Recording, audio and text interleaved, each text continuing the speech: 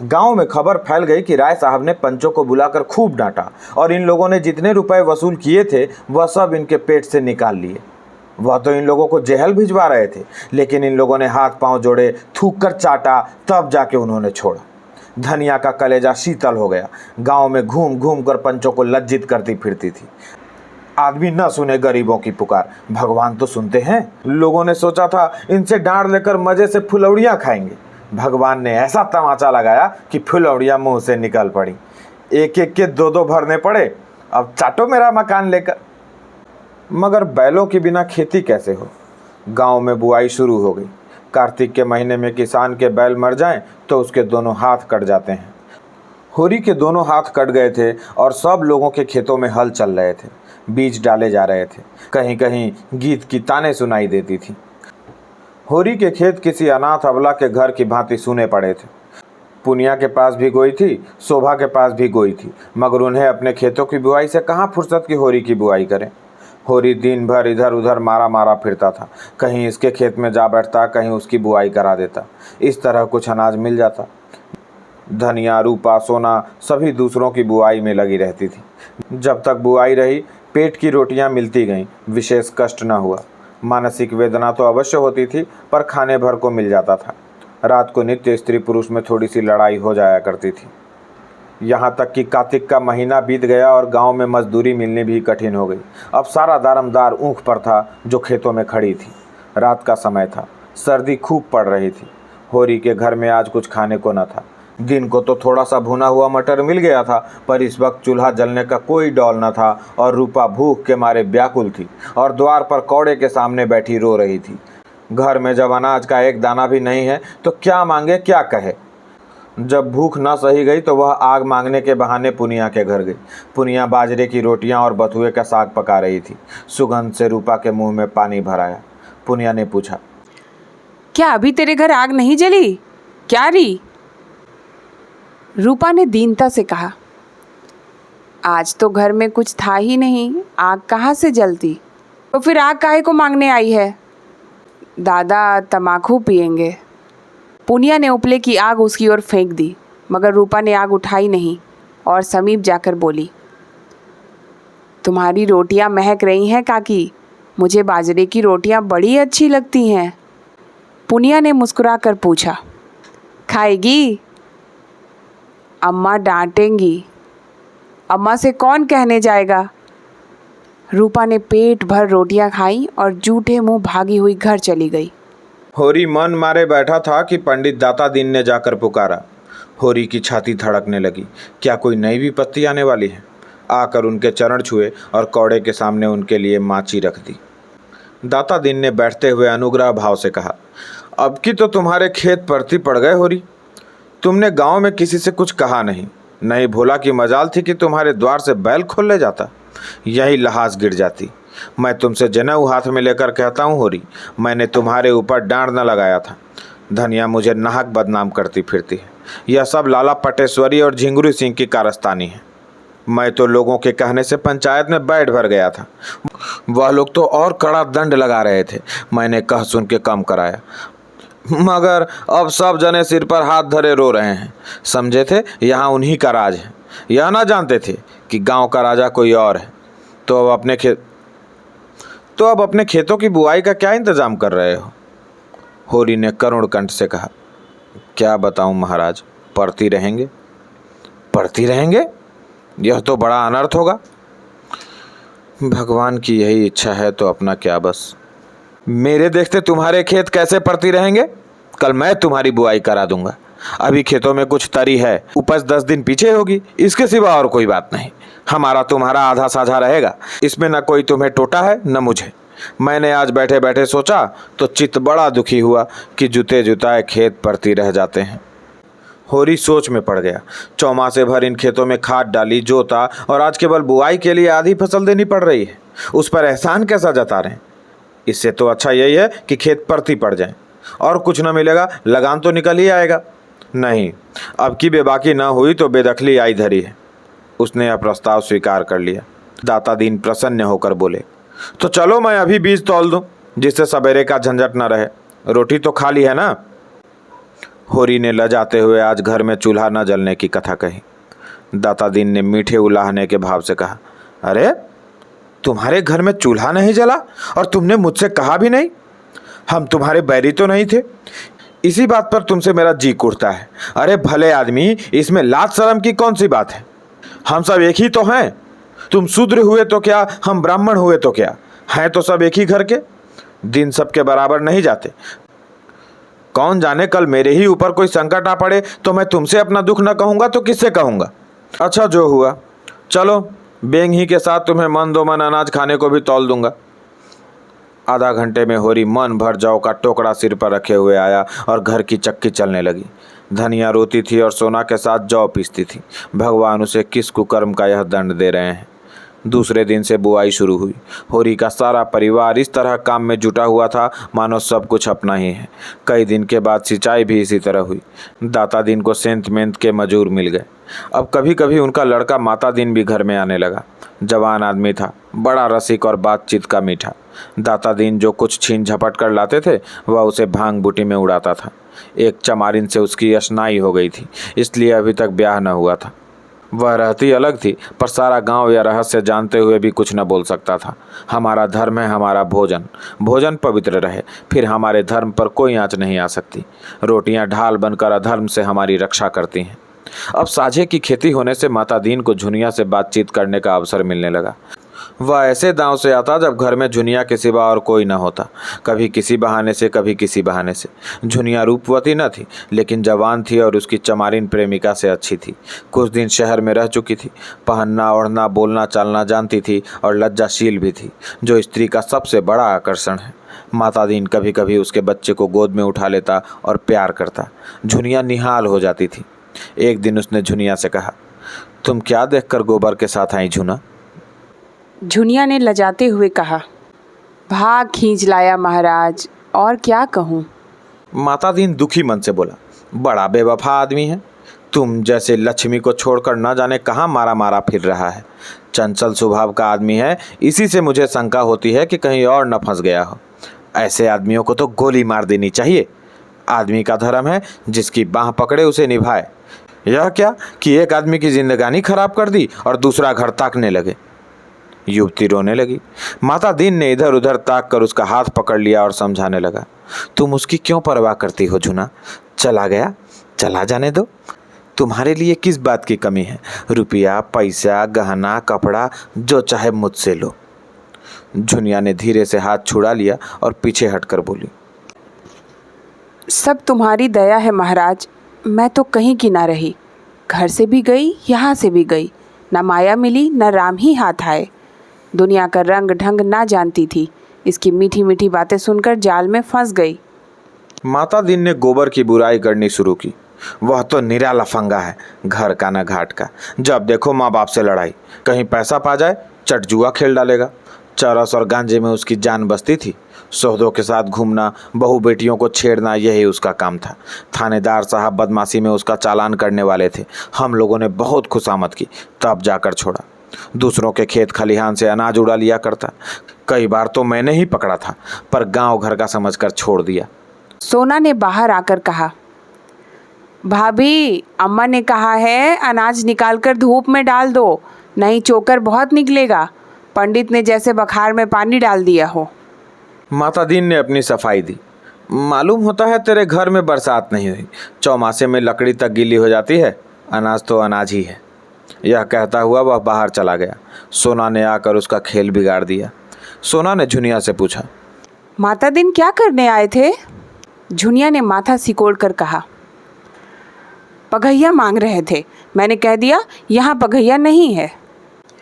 यह सब बहाना है, बड़ा खराब आदमी है। मुझे तो बड़ा भला आदमी लगता है, क्या खराबी है उसमें? तुम नहीं जानती, सिलिया चमारिन को रखे हुए है, तो इसी से खराब आदमी हो गया। और काहे से खराब आदमी कहा जाता है? तुम्हारे भैया भी तो मुझे लाए हैं, वह भी खराब आदमी है। सोना ने इसका जवाब ना देकर कहा, मेरे घर में फिर आएगा तो धुतकार दूंगी, और जो उससे तुम्हारा ब्याह हो जाए। सोना लजा गई। तुम तो भाभी गाली देती हो। क्यों, इसमें गाली की क्या बात है? मुझसे बोले तो मैं मुंह झुलस दूं। तो क्या तुम्हारा ब्याह किसी देवता से होगा? गांव में ऐसा सुंदर सजीला जवान दूसरा कौन है? तो तुम चली जाओ उसके साथ, सिलिया से लाख दर्जे अच्छी हो। मैं क्यों चली जाऊं? मैं तो एक के साथ चली आई, अच्छा है या बुरा? तो मैं भी जिसके साथ ब्याह होगा उसके साथ चली जाऊंगी, अच्छा हो या बुरा। और जो किसी बूढ़े के साथ ब्याह हो गया?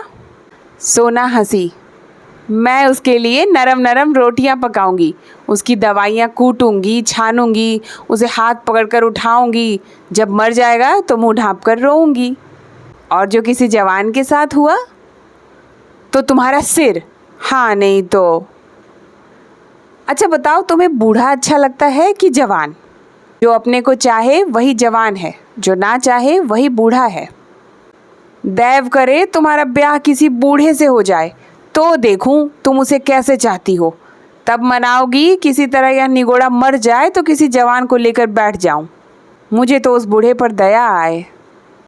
इस साल इधर एक शक्कर का मिल खुल गया था। उसके कारिंदे और दलाल गांव-गांव घूमकर किसानों की खड़ी ऊख मोल ले लेते थे। वही मिल था जो मिस्टर खन्ना ने खोला था। एक दिन उसका कारिंदा इस गांव में भी आया। किसानों ने जो उससे भाव ताव किया तो मालूम हुआ गुड़ बनाने में कोई बचत नहीं है।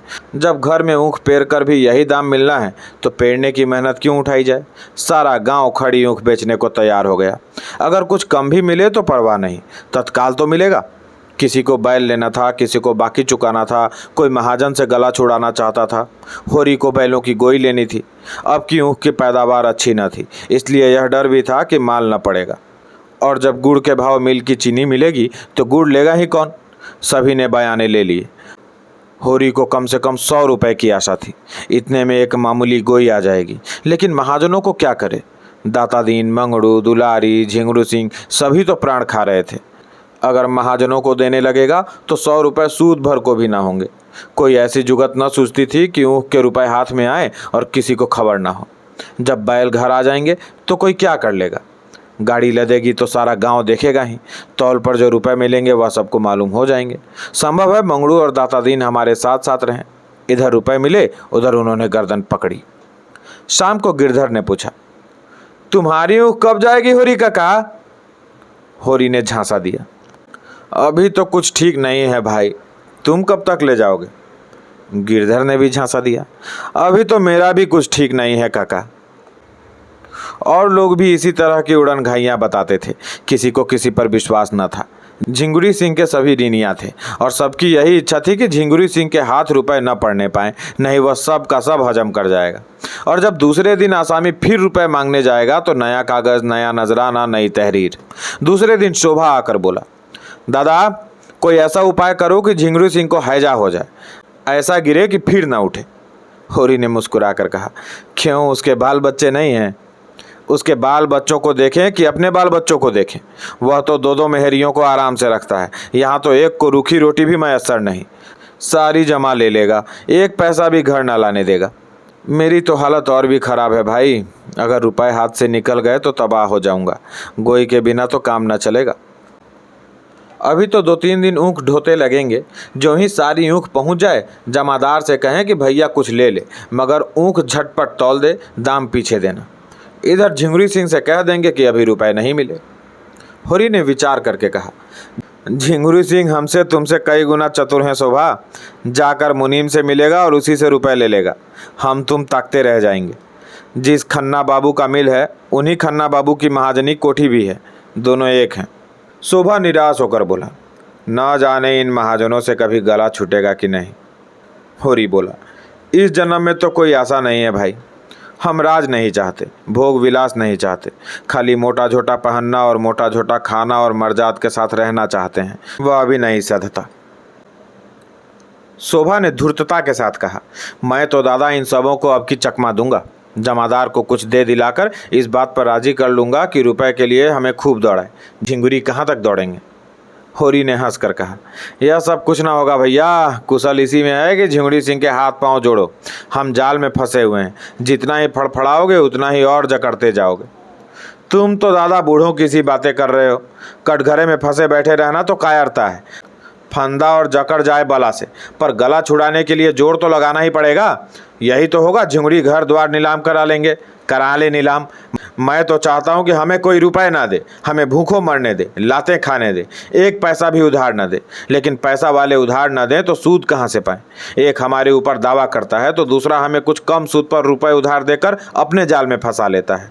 मैं तो उसी दिन रुपए लेने जाऊँगा जिस दिन झिंगुरी कहीं चला गया होगा। होरी का मन भी विचलित हुआ। हाँ, यह ठीक है, ऊँख तुलवा देंगे, रुपया दांव घात देख कर ले आएंगे। बस यही चाल चलो। दूसरे दिन प्रातःकाल गांव के कई आदमियों ने ऊँख काटनी शुरू की।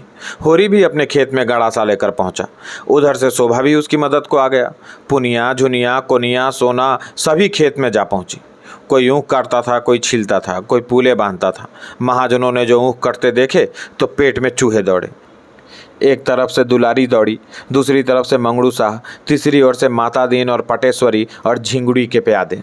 दुलारी हाथ में मोटे मोटे चांदी के कड़े पहने, कानों में सोने का झुमका, आंखों में काजल लगाए बूढ़े यौवन को रंगे रंगाए आकर बोली, पहले मेरे रुपए दे दो, तब ऊँख काटने दूंगी।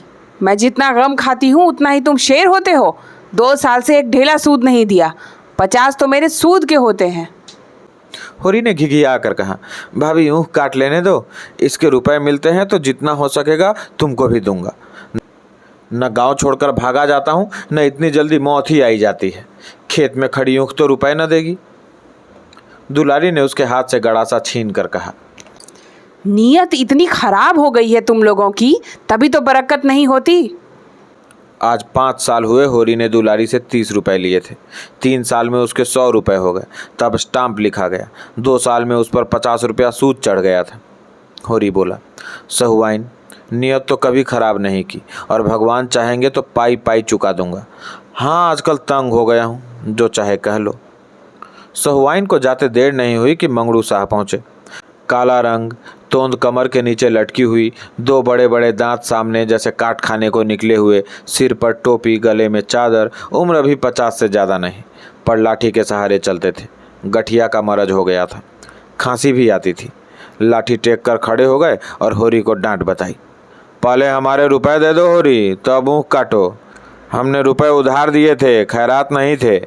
3-3 साल हो गए, न सूद न ब्याज, मगर यह ना समझना कि तुम मेरे रुपए हजम कर जाओगे। मैं तुम्हारे मुर्दे से भी वसूल कर लूँगा। शोभा मस्खरा था, बोला, तब काहे को घबराते हो शाहजी, इनके मुर्दे ही से वसूल कर लेना। नहीं, 1-2 साल के आगे पीछे दोनों ही सड़क में पहुँचोगे, वहीं भगवान के सामने अपना हिसाब चुका लेना। मंगड़ू ने शोभा को बहुत बुरा भला कहा, जमामार, बेईमान इत्यादि। लेने की बेर तो दुम हिलाते हो, जब देने की बारी आती है तो गुर्राते हो। घर बिकवा लूंगा, बैल बधिये नीलाम करा लूंगा। शोभा ने फिर छेड़ा, अच्छा ईमान से बताओ साह, कितने रुपए दिए थे जिसके अब 300 रुपए हो गए हैं? जब तुम साल के साल सूद न दोगे तो आप ही बढ़ेंगे। अब पहले पहल कितने रुपए दिए थे तुमने? 50 ही तो। कितने दिन हुए यह भी तो देख। 5-6 साल हुए होंगे, तो 10 साल हो गए पूरे, 11वां जा रहा है। 50 रुपए के 300 रुपए लेते तुम्हें जरा भी शर्म नहीं आती? शर्म कैसी, रुपए दिए हैं कि खैरात मांगते हैं? होरी ने इन्हें भी चिरौरी विनती करके विदा किया। दाता दीन ने होरी के साझे में खेती की थी, बीज देकर आधी फसल ले लेंगे। इस वक्त कुछ छेड़छाड़ करना नीति विरुद्ध था। झिंगुरी सिंह ने मिल के मैनेजर से पहले ही सब कुछ कह सुन रखा था। उनके प्यादे गाड़ियों पर ऊँख लदवा कर नाव पर पहुंचा रहे थे। नदी गांव से आध मील पर थी। एक गाड़ी दिन भर में 7-8 चक्कर कर लेती थी और नाव एक खेवे में 50 गाड़ियों का बोझ लाद लेती थी। इस तरह किफ़ायत पड़ती थी। इस सुविधा का इंतजाम करके झिंगुरी सिंह ने सारे इलाके को एहसान से दबा लिया था। तौल शुरू होते ही झिंगुरी सिंह ने मिल के फाटक पर आसन जमा लिया। हर एक की ऊँख तौलाते थे, दाम का पुर्जा लेते थे, खंजाची से रुपए वसूल करते थे और अपना पावना काट कर आसामी को देते थे। आसामी कितना ही रोए चीखे, किसी की न सुनते थे। मालिक का यही हुक्म था, उनका क्या बस। होरी को 120 रुपए मिले। उसमें से झिंगुरी सिंह ने अपने पूरे रुपए सूद समेत काट कर कोई 25 रुपए होरी के हवाले किए। होरी ने रुपए की ओर उदासीन भाव से देखकर कहा, यह लेकर मैं क्या करूँगा ठाकुर, यह भी तुम ही ले लो, मेरे लिए मजूरी बहुत मिलेगी।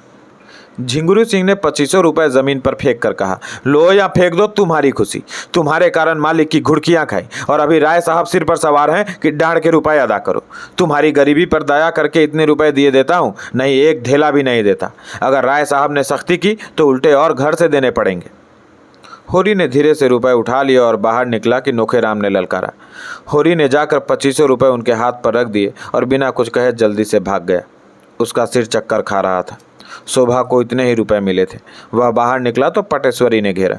शोभा बरस पड़ा, बोला, मेरे पास रुपए नहीं है, तुम्हें जो कुछ करना है कर लो। पटेश्वरी ने गर्म होकर कहा, ऊँख बेची है कि नहीं? हाँ बेची है। तुम्हारा यही वादा तो था कि ऊँख बेचकर रुपया दूंगा। हाँ था, तो फिर क्यों नहीं देते? और सब लोगों को दिए हैं कि नहीं? हाँ दिए हैं। तो मुझे क्यों नहीं देते? मेरे पास अब जो कुछ बचा है वह बाल बच्चों के लिए है।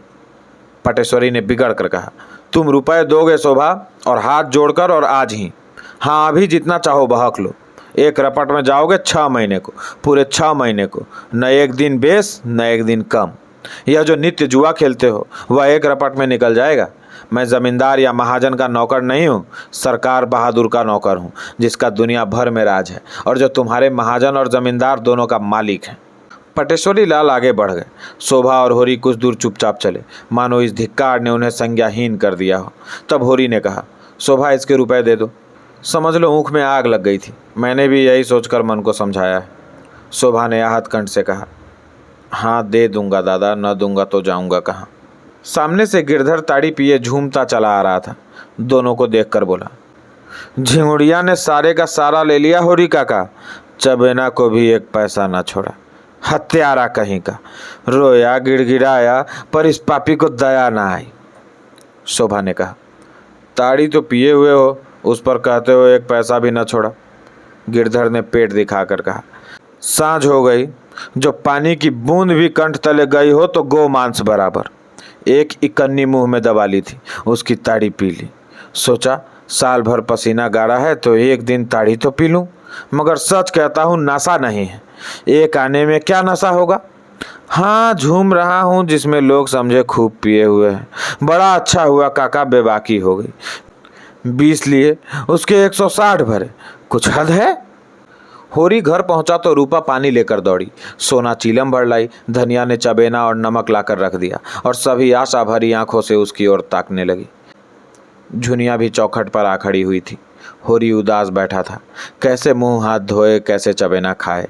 ऐसा लज्जित और ग्लानित था मानो हत्या करके आया हो। धनिया ने पूछा, कितने की तौल हुई? 120 रुपए मिले पर सब वहीं लूट गए, धेला भी न बचा। धनिया सिर से पांव तक भस्म उठी। मन में ऐसा उद्वेग उठा कि अपना मुंह नोच ले। बोली, तुम जैसा घामड़ आदमी भगवान ने क्यों रचा?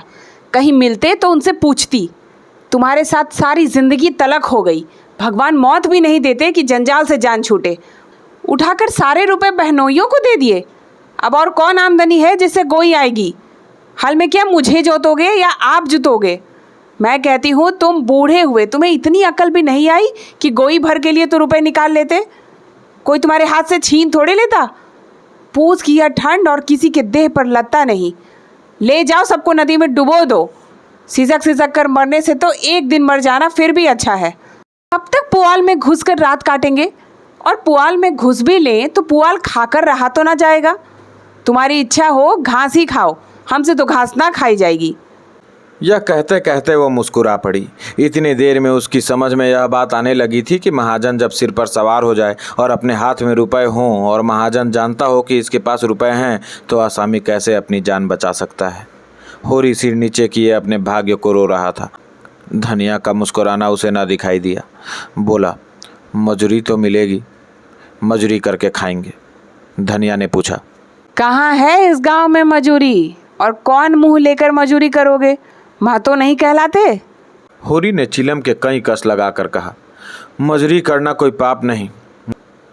मजूर बन जाए तो किसान हो जाता है, किसान बिगड़ जाए तो मजूर हो जाता है। मजूरी करना भाग्य में ना होता तो यह सब विपत क्यों आती, क्यों गाय मरती, क्यों लड़का नालायक निकल जाता। धनिया ने बहू और बेटियों की ओर देखकर कहा, तुम सब की सब क्यों घेरे खड़ी हो? जाकर अपना अपना काम देखो। वह और हैं जो हाट बाजार से आते हैं तो बाल बच्चों के लिए 2-4 पैसे की कोई चीज़ लिए आते हैं। यहाँ तो यह लोभ लग रहा होगा कि रुपए तुड़ाएं कैसे, एक कम ना हो जाएगा। इसी से इनकी कमाई में बरकत नहीं होती। जो खर्च करते हैं उन्हें मिलता है, जो ना खा सके उन्हें रुपए मिले ही क्यों, जमीन में गाड़ने के लिए। होरी ने खिलखिला कर कहा, कहाँ है वह गाड़ी हुई थाती? जहाँ रखी है वहीं होंगी। रोना तो यही है कि यह जानते हुए भी पैसे के लिए मरते हो। 4 पैसे की कोई चीज़ लाकर बच्चों के हाथ पर रख देते तो पानी में ना पड़ जाते। झिंगुरी से तुम कह देते कि 1 रुपया मुझे दे दो, नहीं मैं तुम्हें 1 पैसा ना दूंगा, जाकर अदालत में लेना, तो वह जरूर दे देता। होरी लज्जित हो गया। अगर वह झल्ला कर 2500 रुपये नोखे राम को न दे देता तो नोखे क्या कर लेते? बहुत होता बकाया पर 2-4 आना सूद ले लेते, मगर अब तो चूक हो गई। झुनिया ने भीतर जाकर सोना से कहा, मुझे तो दादा पर बड़ी दया आती है। बेचारे दिन भर के थके मांदे घर आए तो अम्मा कोसने लगी। महाजन गला दबाए था तो क्या करते बेचारे, तो बैल कहाँ से आएंगे? महाजन अपने रुपए चाहता है, उसे तुम्हारे घर के दुखड़ों से क्या मतलब? अम्मा वहाँ होती तो महाजन को मज़ा चखा देती, अभागा रो कर रह जाता। झुनिया ने दिल लगी की, तो यहाँ रुपए की कौन कमी है? तुम महाजन से ज़रा हंसकर बोल दो, देखो सारे रुपए छोड़ देता है कि नहीं। सच कहती हूँ, दादा का सारा दुख दलिद्र दूर हो जाए। सोना ने दोनों हाथों से उसका मुंह दबाकर कहा, बस चुप ही रहना, नहीं कह देती हूँ अभी जाकर अम्मा से मतादीन की सारी कलई खोल दूँ तो रोने लगो। झुनिया ने पूछा, क्या कह दोगी अम्मा से? कहने को कोई बात भी हो? जब वह किसी बहाने से घर में आ जाते हैं तो क्या कह दूँ कि निकल जाओ? फिर मुझसे कुछ ले तो नहीं जाते, कुछ अपना ही दे जाते हैं। सिवाय मीठी मीठी बातों के वह झुनिया से कुछ नहीं पा सकते, और अपनी मीठी बातों को महंगे दामों पर बेचना भी मुझे आता है। मैं ऐसी अनाड़ी नहीं हूँ कि किसी के झांसे में आ जाऊँ। हाँ, जब जान जाऊँगी कि तुम्हारे भैया ने वहाँ किसी को रख लिया है तब की नहीं चलाती, तब मेरे ऊपर किसी का कोई बंधन ना रहेगा। अभी तो मुझे विश्वास है कि वह मेरे हैं और मेरे कारण उन्हें गली गली ठोकर खाना पड़ रहा है। हंसने बोलने की बात न्यारी है, पर मैं उनसे विश्वासघात ना करूँगी। जो 1 से 2 का हुआ वह किसी का नहीं रहता।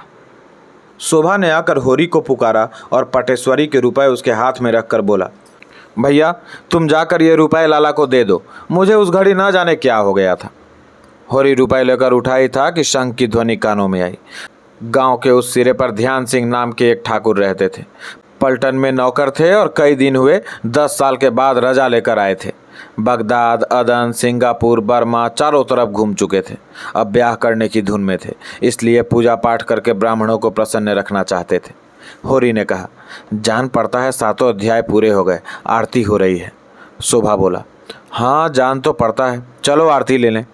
होरी ने चिंतित भाव से कहा, तुम जाओ, मैं थोड़ी देर में आता हूँ। ध्यान सिंह जिस दिन आए थे सब घर शेर शेर भर मिठाई बैना भेजी थी। होरी से जब कभी रास्ते में मिल जाते कुशल पूछते। उनकी कथा में जाकर आरती में कुछ न देना अपमान की बात थी। आरती का थाल उन्हीं के हाथ में होगा, उनके सामने होरी कैसे खाली हाथ आरती ले लेगा? इससे तो कहीं अच्छा है वह कथा में जाए ही नहीं। इतने आदमियों में उन्हें क्या याद आएगी कि होरी नहीं आया? कोई रजिस्टर लिए तो बैठा नहीं है कि कौन आया कौन नहीं आया। वह जाकर खाट पर लेट रहा, मगर उसका हृदय महसूस महसूस कर रह जाता था। उसके पास एक पैसा भी नहीं है, तांबे का एक पैसा। आरती के पुण्य और महात्म्य का उसे बिल्कुल ध्यान न था। बात थी केवल व्यवहार की। ठाकुर जी की आरती तो वह केवल श्रद्धा की भेंट देकर ले सकता था, लेकिन मर्यादा कैसे तोड़े, सबकी आंखों में हेठा कैसे बने। सहसा वह उठ बैठा। क्यों मर्यादा की गुलामी करे? मर्यादा के पीछे आरती का पुण्य क्यों छोड़े? लोग हंसेंगे, हंस ले, उसे परवाह नहीं है। भगवान उसे कुकर्म से बचाए रखें और वह कुछ नहीं जानता। वह ठाकुर के घर की ओर चल पड़ा।